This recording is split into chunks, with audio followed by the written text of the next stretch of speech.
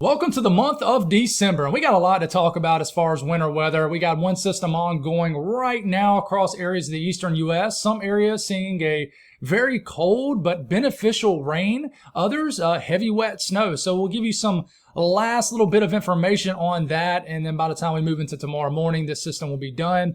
But then after that, we'll speak on this next storm system. The energy from this has already entered the lower 48. It'll drop south and bring a winter weather chance for areas a little bit further south compared to the last couple systems we've been tracking.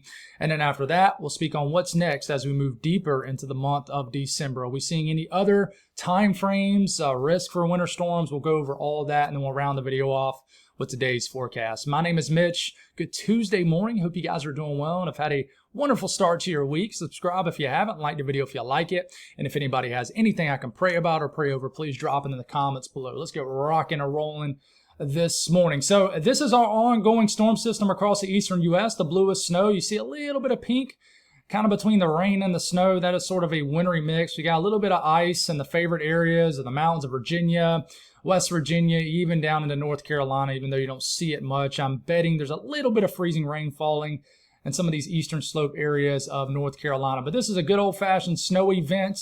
Not a major snowstorm, I would say, for you guys, the standards up here, but definitely it's definitely going to drop a swath of heavy snowfall accumulation in certain areas, and we'll dive deep into the details of that here in a second. But you see all this energy out west? This is our next storm system, and the energy from it is already showing up on radar. So we'll speak on that after we give you some last little bit of information on this. But as far as watches, warnings, advisories, all these purple areas, these are ongoing winter weather advisories from the snow that is falling out there, a little bit of ice and sleet down here in Virginia that I just mentioned. But if you look right here, these are winter storm warnings, not covering a massive area, but from areas of New York, like down here near the Catskills, the Berkshires, areas of central Mass, and then southern areas of New Hampshire, Vermont, and all the way up to the down east areas of Maine have a winter storm warning for several inches of wet snow. Somebody might sneak around and get about a foot. We'll see what happens.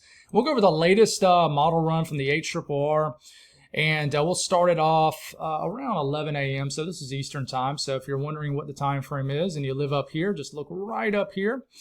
And, the blue is snow, a little bit of pink and purple you see, more so a wintry, icy mix. And then the green and yellows like down here near Philadelphia, D.C., just a cold but heavy rain. But as we continue to move forward, this is all snow, heavy, wet snow in New England. But that I-95 corridor from Philadelphia, New York City, Boston looks to be hanging out with all rain. Could you switch to some heavy, wet snow in the western, northern suburbs of Boston? Absolutely. This is getting in early this afternoon. I could definitely see it happening, but it does look like as we progress deeper into the afternoon to the evening, if anything, the snow line probably progresses a little bit further to the north and west. But if it does start out as some snow in Hartford, it's probably going to go to all rain, but we'll see if we can hang on to snow for longer than maybe what's being forecast off this model output. But it's all snow in Concord, Augusta, Portland, all the way up to the down east areas of Maine. But I could see us having some mixing issues along the immediate coastline of Maine as this low pressure gets close. But we continue, and then by the time we get into late tonight, really into, by the time we wake up tomorrow morning, this system's done. Nothing's locking this system in to really become a full all-out nor'easter. So it's just a moving in and moving out type thing. It's not going to sit off the coastline, spin around, and dump feet of snow or anything like that. So let's go over the latest as far as forecast snow amounts. It's already snowing in PA, but this is the grand total they're going for in this area, and does show areas of Maryland down here too. Let me know what you end up seeing from this, but a few to maybe as much as several inches of snow once you get closer to the Catskills and Poconos and northeast sections of PA. And I'm not sure where they cut off the Poconos and the Catskills. Anybody local in this area, let me know. But I always try to wing it there and just get a little bit more personal, mention a couple areas. New York City not going for any snowfall accumulations. You get northern New Jersey, a couple inches of wet snow possible. Hartford going for around an inch. Waterbury, inch and a half. Middletown, 3 to 4 inches. Albany, 7 inches of snow. Springfield, Worcester, 2 to 4 inches of snow. Boston, maybe 3/10 of an inch. Enough to maybe put a coating at some point, maybe at the very beginning or the very end of the storm as cold air kind of falls back through. But you see the Berkshires are going to get theirs, over 6 inches of snow is possible there. Central Mass favored higher elevations of like the Worcester Hills and stuff like that. It's probably going to get several inches of snow.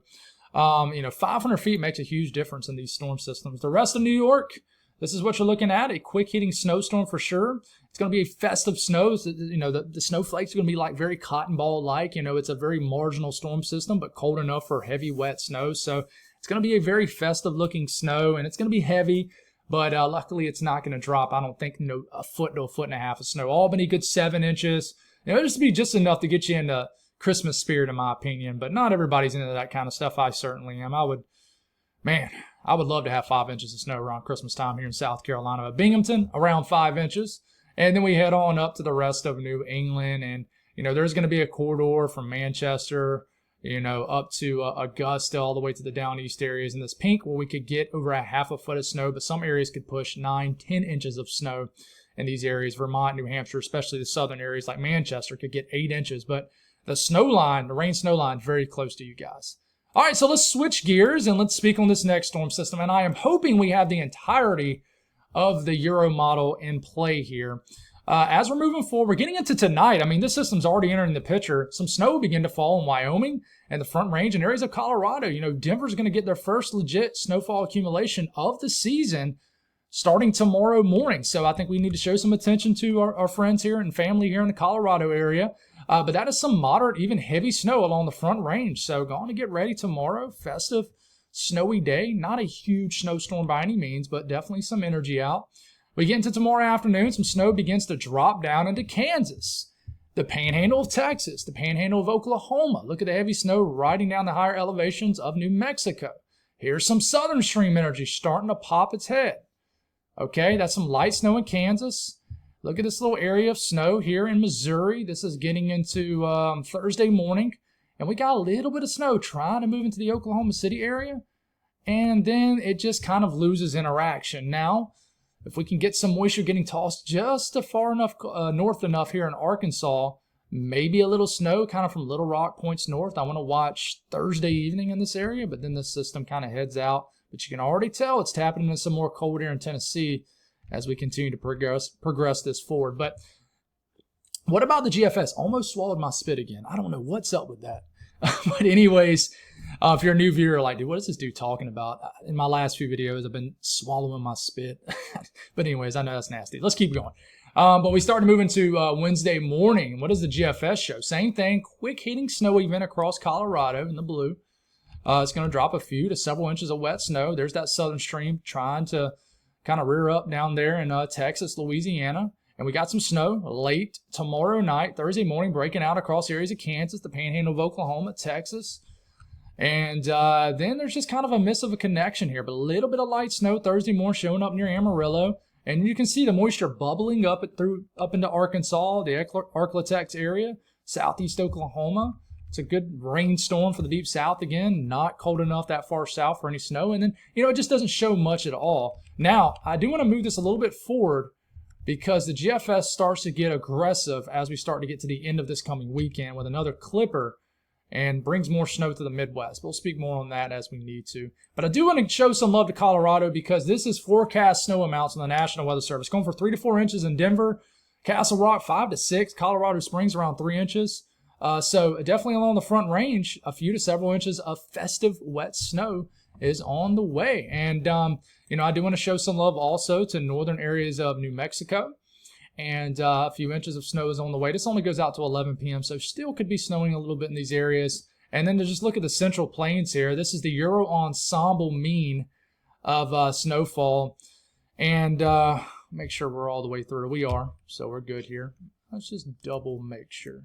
Yeah, we are. So it does show that signal. It shows about an inch and a half into the panhandle of Texas, and in the far western areas, the panhandle of Oklahoma has a signal for about an inch of snow. And then you do see a touch of snow through Oklahoma, especially western Kansas, a few tenths of an inch of snow. There's a little bit of a signal here and there, even in northern Arkansas.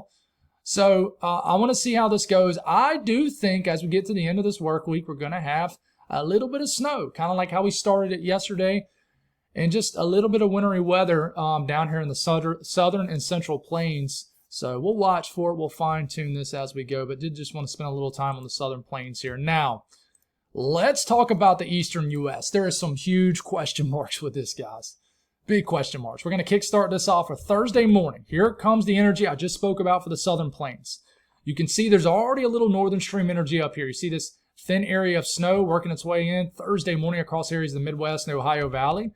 It's just going to stay wintry up here. I mean, you get into the Northeast for Thursday afternoon, look at all those snow showers and snow squalls, and I definitely think that could be the case. We're going to have frigid air over the Midwest and Northeast as we're moving to Thursday into Friday. So it's just going to be a festive McFlurry day. There, the McDonald's there. But kind of a light snow type day in the Northeast. But here comes some moisture bubbling up on the latest Euro.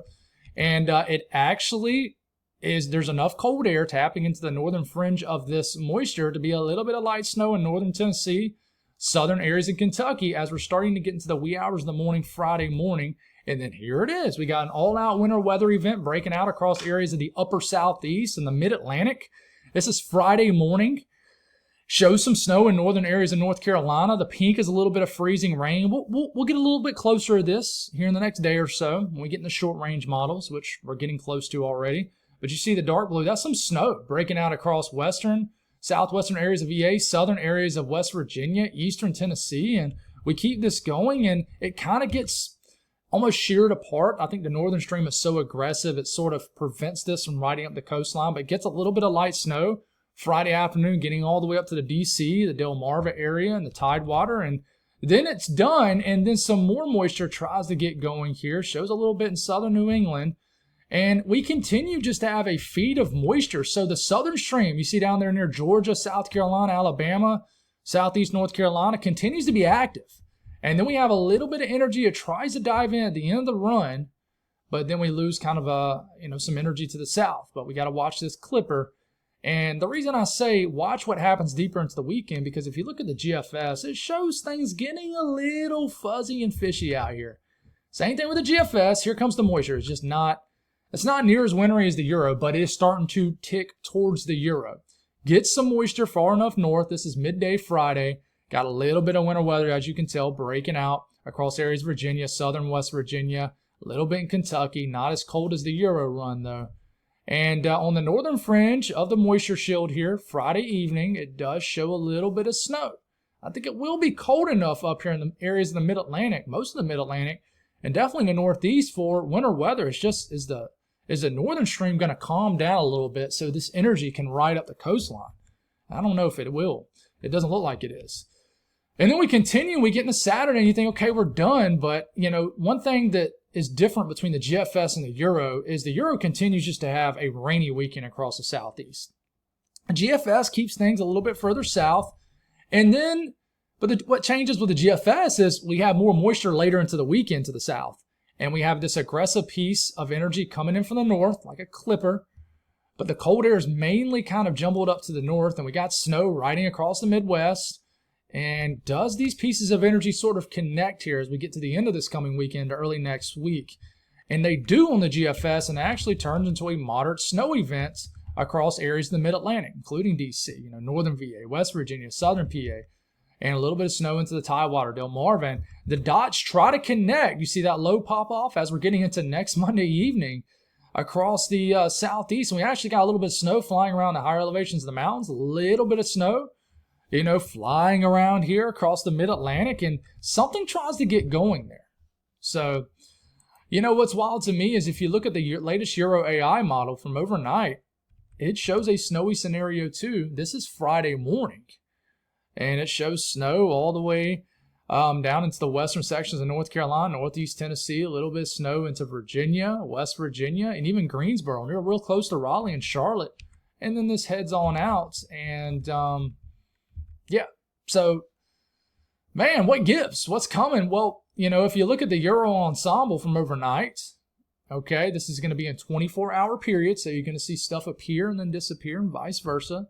So as we're starting to move, we can get this. There we go. Pivotal weather can be kind of finicky, but as we start to get into Friday morning, you can see that signal begin to show up across northern North Carolina, the Triad, into southern areas of Virginia, southwest Virginia. This blue area is a signal for around an inch of snow, not a forecast off the Euro ensemble, even a little bit of a signal down here in Charlotte, Raleigh, Richmond, Roanoke certainly, Danville, and then the signal sort of as we get more so into Saturday kind of gets into the Washington, D.C., mid-Atlantic area, signal for a half an inch to an inch or so of snow, even gets all the way up to New York City. So there is a signal right now for a light event. It doesn't look like a significant event, but I want to watch, and then as we get to the end of the weekend, there's a touch of a signal that shows up again. You see how it kind of rides back? Here it comes. It's getting into Monday, so it kind of tips its cap a little bit to what the GFS is showing. There's a little bit of a signal that shows up again and dives down. So I just want to watch that for sure. Now, off the Euro Ensemble, this is the ice signal for right now with the ongoing system, right? But then we start to move it into that time frame that we've been talking about. Come on, baby. Come on, Pivotal Weather. Work with me. And as we start to move into that time frame, you can see that little bit of an ice signal begin to show up for areas deeper into North Carolina, Virginia, for a few 1/100ths of an inch of freezing rain, a 1/10 of an inch of ice. So there is an ice signal with this too, and I'm sure there would be some sleet in this mixed in between. So I think that this is, we've been talking about a little bit over the last few days. I really think that this is a legit winter weather signal for the upper southeast and the mid-Atlantic. So what's driving this? Well, the blue, I want you to think as the blue right now as a cold air source and lower pressure, okay? So as we're starting to move into Thursday evening and then Friday morning, you see this area in blue. Now this is green.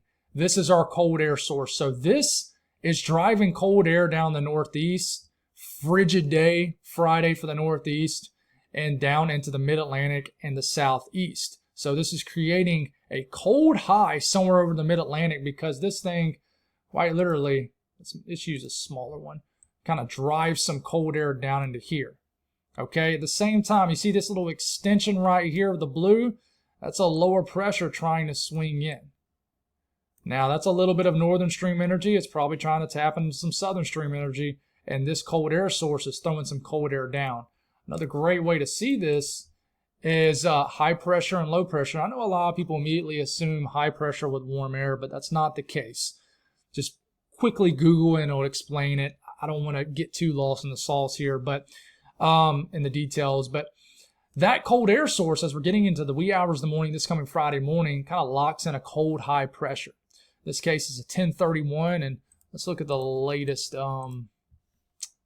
So 1030 on the latest Euro, not much of a difference. So this is locking in this cold high pressure, and therefore it kind of brings a wedge of colder air that gets down east of the Appalachian Mountains, which is riding up through this area. And then you see this blue area. This is our lower pressure going to try to ride over that cold air at the surface being generated by our cold air source in this high pressure. The thing is that it's kind of a mixture between, is our northern stream going to be too aggressive, our cold air source? Is it going to be too aggressive? What's going to be the timing of the high pressure? Okay, what's the timing of the moisture? It's weird. Okay, our high pressure is leaving the picture as we get a larger area of moisture that rides into the southeast. So we'll continue to figure that one out, guys. But going forward, I mentioned on the GFS how this is the Euro actually, but there's a lot more energy behind that, and you can see it. So if the Friday and Saturday system don't do a whole lot, I think there's an opportunity for a couple days past that, deeper into this weekend, into early next week. And you can see as we're getting into Saturday into Sunday, there's some energy right here. There's some more energy back here. Got this trapped energy down here near Baja, California. We got energy to the north. So there's a lot of energy in kind of the midsection, lower section, and the northern stream sort of swinging in. If we can get some sort of connection like on the Euro right here, you can see how this energy gets more aggressive. Then you might can sneak in, get a low pressure that develops off of phasing of energy. So we'll continue to watch that. But moving forward past this, so we're going to start off Sunday morning, okay? And we've already kind of mentioned the possibility of kind of late weekend, early next week, there being a tricky low pressure developing, right? But kind of moving later into next week, we got this clipper. What is that going to do? We'll figure it out, but let's move past that and let's start to get into next Tuesday. You see an aggressive piece of northern stream energy, and this is bringing more snow into the upper Midwest. Starts off Monday, Monday evening dives across the upper Midwest, and then we get into Tuesday morning, brings more snow across areas of the Midwest, Great Lakes region. It's a pattern where the rich get richer. This could pop off a low pressure. We'll see if it happens. And the Euro tries to bring a quick hitting winter weather event to the Northeast. And then we have another aggressive piece of northern stream energy with a shot of cold air behind it that dives down. And then we get to 10 days, and this does bring some mountain snow. Okay, and then we get about 10 days from now. And I really think that after that, the pattern could change briefly as we have a transitional period to the middle portion of the month. And I'll speak more on that here in a second. But the GFS is the same thing. It's an aggressive northern stream pattern. We'll have to watch early next week, see how the GFS wants to pop off a moderate snow event across areas of the mid-Atlantic, southern areas of the Northeast. We'll watch that, and then it becomes northern stream dominated. You see that snow over the Great Lakes region and areas in the Midwest. That swings in, tries to do something over the Northeast also. We get a dome of cold air that drops down, a little bit of energy tapping in from both areas here. We got some mountain snow dropping down into next Thursday evening. I hope that happens because I'll be in the mountains in that time frame. And then what happens after that? Well, the pattern looks to do something. It looks to change, just like the Euro. And all of a sudden, at the end, 300 hours out, we have this crazy just winter storm across the middle of the country. Not sure if that's going to happen or not. Probably not, but we'll continue to watch. Now, why is it such an aggressive northern stream pattern? Well, we have this trough digging down. This is starting off this Sunday. This trough is in the blue, and then we got the ridge in the warmer colors, and the the yellows and the oranges. So this trough continues to position itself over the central to eastern U.S. So this will continue to bring, shots of cold air down here. Let's make that a little bit larger. So continue to bring shots of cold air behind each, cold front associated with the trough.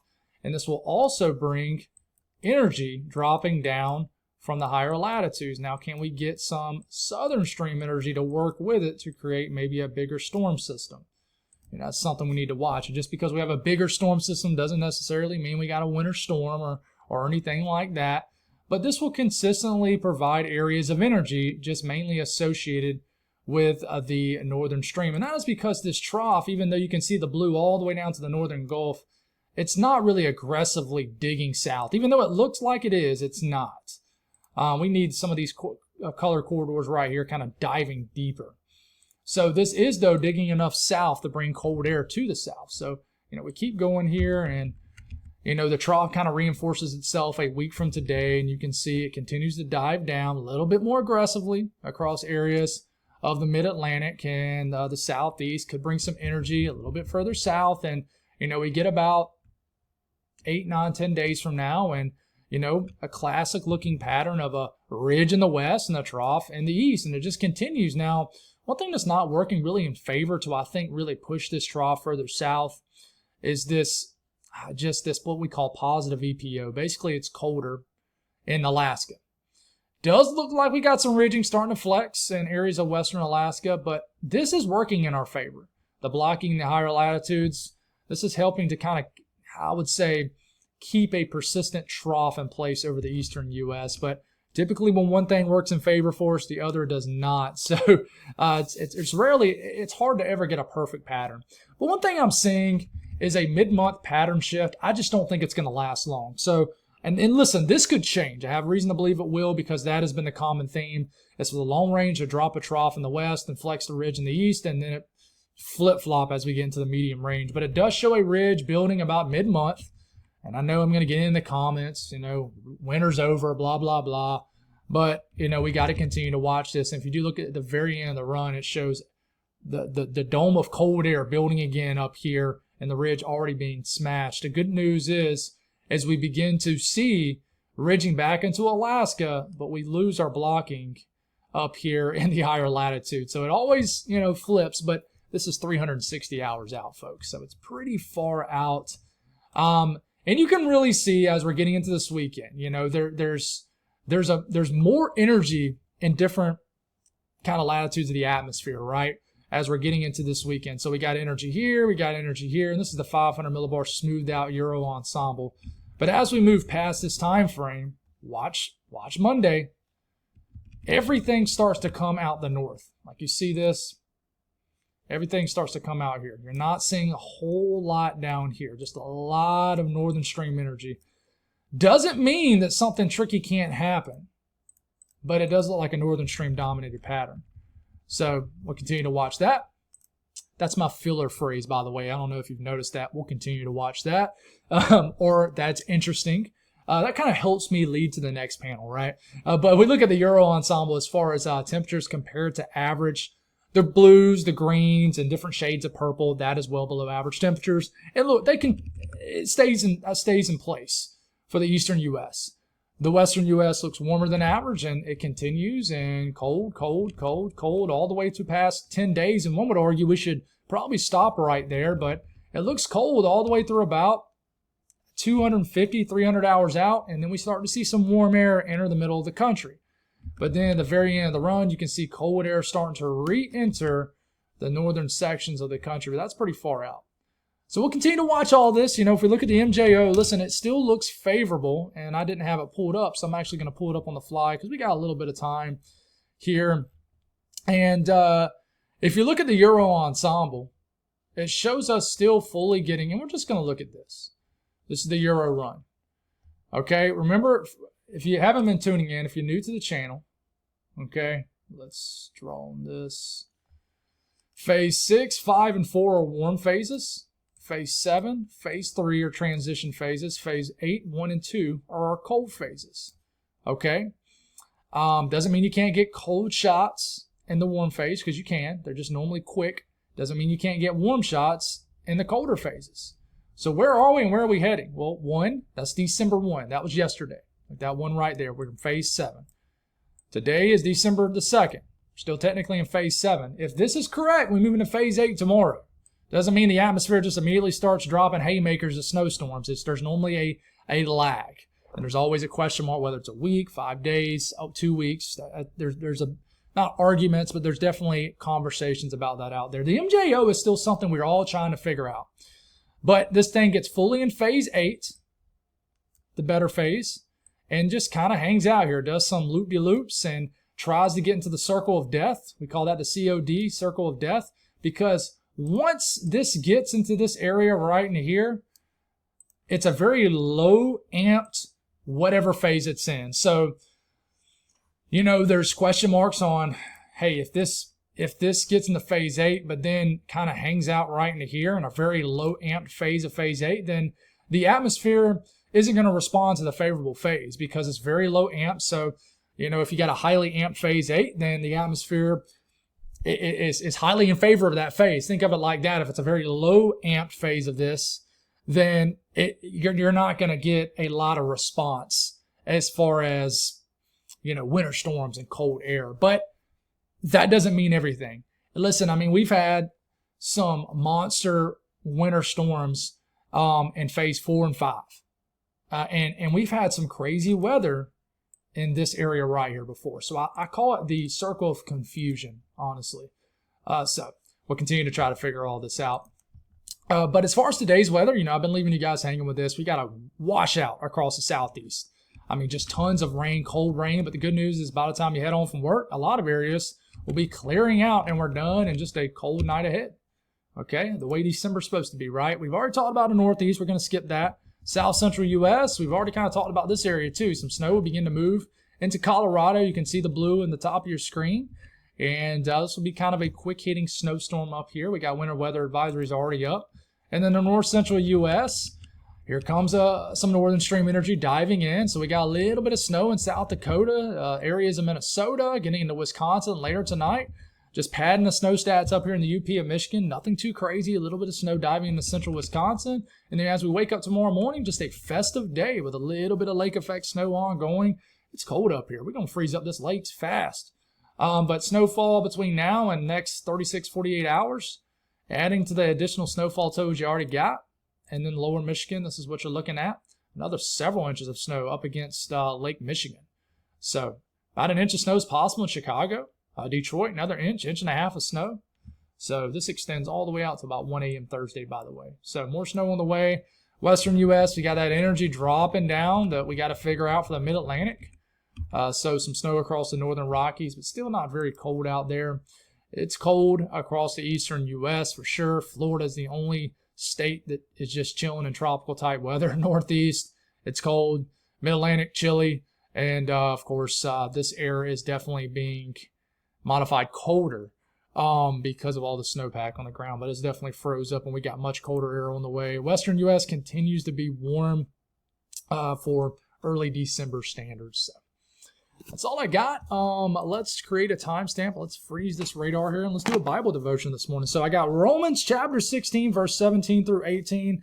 And it says, "Now I urge you, brothers and sisters, to watch out for those who create divisions and obstacles contrary to the teaching that you learned. Avoid them, because such people do not serve our Lord Christ, but their own appetites." Just remember that part. "They deceive the hearts of the unsuspecting with smooth talk and flattering words." So I wrote, the truth is, not everyone that says that they serve the Lord actually serve the Lord. I think due to our own earthly sinful nature, it's easy at times to get wrapped up in our own desires, our own appetite.